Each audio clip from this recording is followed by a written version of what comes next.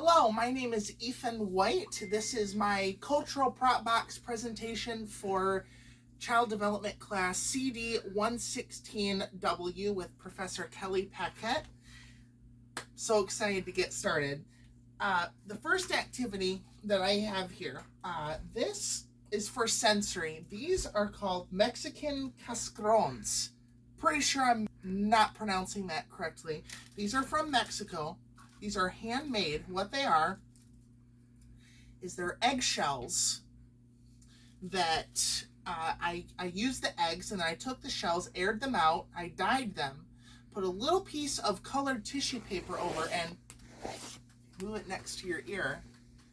There's confetti inside here, and the whole point of this sensory activity is the child can explore with it auditorily or with their hands. So, for example, this green one, and there comes all the confetti. And I really don't want to do this on myself. Hey, can you uncover for a second?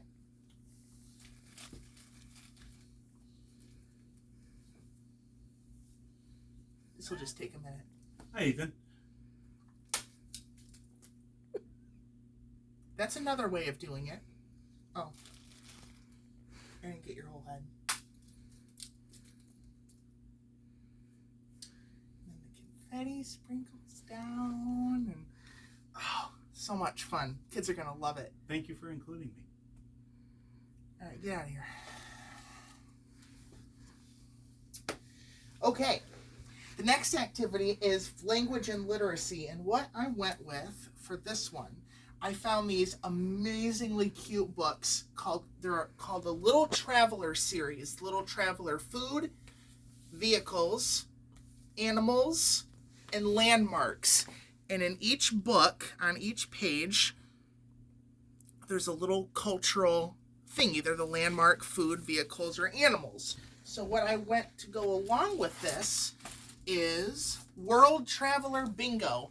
Each of the pages in these books are on a bingo sheet.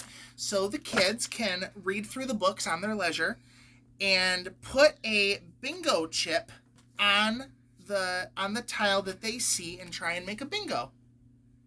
And it has the image, and I wanted to make it so that the image that they were choosing was from real life. They're not animated, they're not cartoony, they're real, because we're trying to encourage the children to understand that this is a real culture in a real part of the world. So I used real pictures with the words underneath, so they have the image to go along with the wording. The next one is mathematics. And I created a cultural money counting activity. So on each of these sheets is a different foreign currency. So for example, this one is Indian rupees, and there are 3. 1, 2, 3. So then the child will take a little pom-pom and place it on the number that corresponds with the number of coins on the sheet. This can be done one-on-one, or it can be put out in a learning center for them to do when they want to. The next one is science. I created the dancing rice experiment. This is really cool. I found this online, and in fact, I have a little information sheet that kind of comes with the materials needed and the steps, and then of course the source on the back. Basically what you have here is you have a jar with water and food coloring along with baking soda and white vinegar. And what it does is you shake it up, either up and down or around, and the rice moves along with it, and it's supposed to dance up and down, and the rice will go up, and the rice will go down, and up and down, and up and down. And you can change the color of the food coloring. The vinegar and the baking soda is a little bit, you kind of have to experiment with it to get the right consistency, but when it does work, it's really fun. All right, our next one is block and construction. I have to say, this is probably one of my favorites. So, this, as you well know, is the Eiffel Tower. But it's made with Duplo blocks. So what I did is I took a picture, cut it out, so that the kids can then put the Eiffel Tower back together again. So you can take all the pieces out and reconstruct the Eiffel Tower, which is a cultural landmark in Paris. And you can do this with many different monuments: Taj Mahal, Statue of Liberty, the Great Pyramids of Giza. A lot of different options for that. The next one is dramatic play. So for dramatic play, my idea was setting up the classroom into different centers. But they're not going to be typical learning centers. They're going to be worlds. They're going to be countries. So at each table, there's going to be a little sign with the flag of the country and their language to say hello. So in Chinese, welcome to China, ni hao. And that will be situated there. And then each child will get their own passport. And when they travel to each unique country around the classroom, they'll be able to fill out their passport. They'll put their name, and then there'll be stickers and room for notes so they can talk about what they liked about it.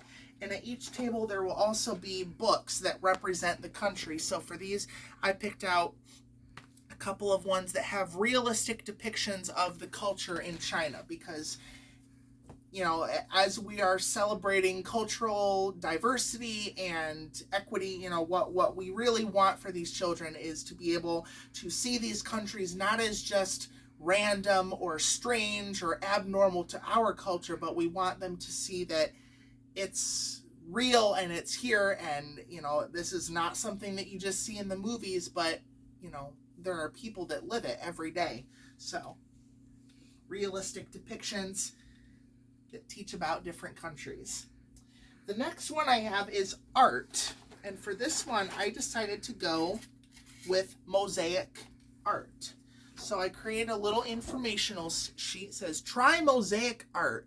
Mosaic art means using tiny pieces of glass and tile to make pretty pictures.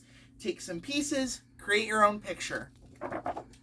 So I took some little childlike examples for the kids to use and kind of look at. And then I have all this mosaic tile. So we have like small pieces like that black and two big ones like this. And at the same time that we're learning about art, you know, we're also, you know, kind of learning about geometry and mathematics and all that fun stuff along with art. So kind of a dual purpose activity there. And then we have snack and cooking.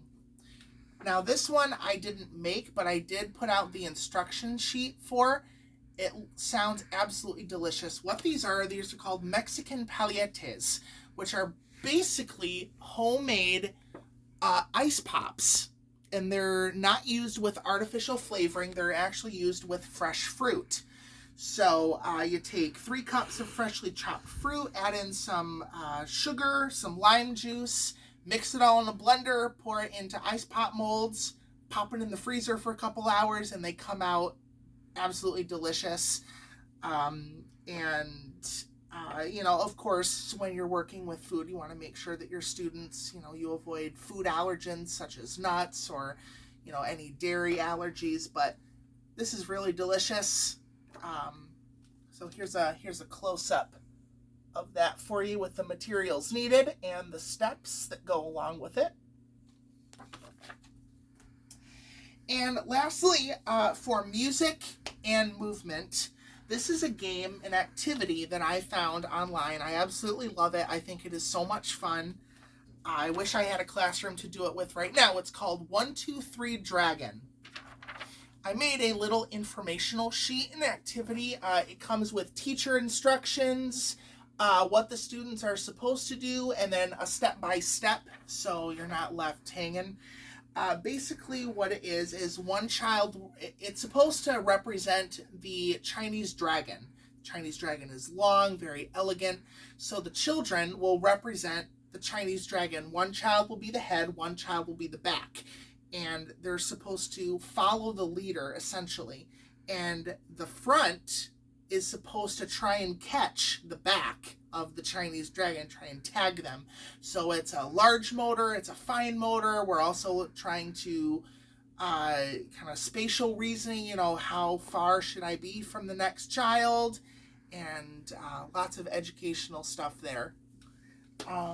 That's it. I hope you enjoyed looking through my prop box. And now, if you'll excuse me, I have to, well, you can see for yourself here. I gotta clean up. Any preschool teacher will tell you that's the least favorite part of the day is cleaning up after the mess. Thanks for joining me.